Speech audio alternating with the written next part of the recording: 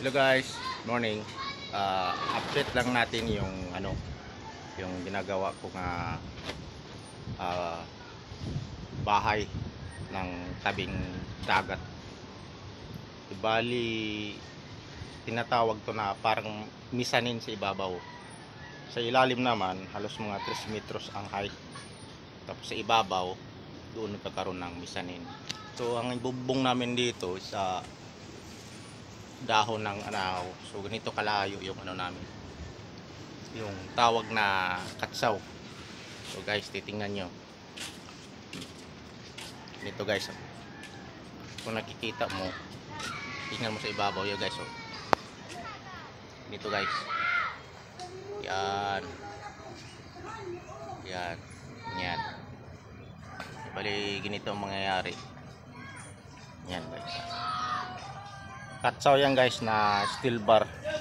So ang anahaw dito yan ihihigot pag ganyan pataas saka papunta ron sa babaw.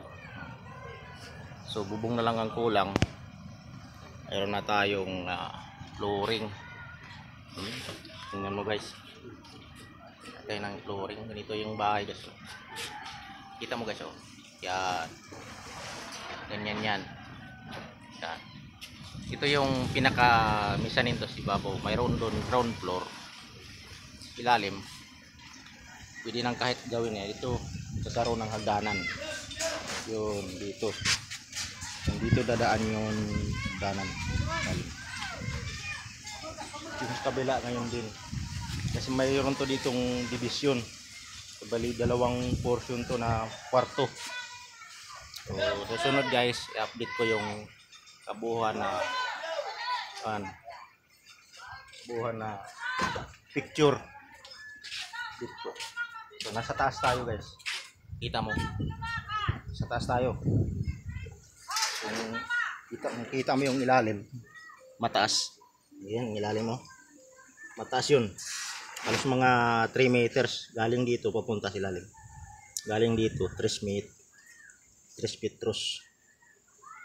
So yun, kung titingnan mo si ilalim guys, yan yan, kita mo. Yan guys.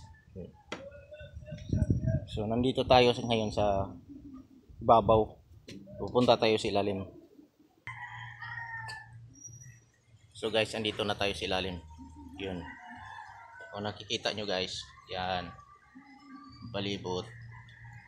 Kung nakikita nyo, 6 na poste guys. Nandito yung dito yung pagdanan sa ibabaw. Ayan yan. Kung nakikita mo yan guys, yan. Yung opening na yan, ito.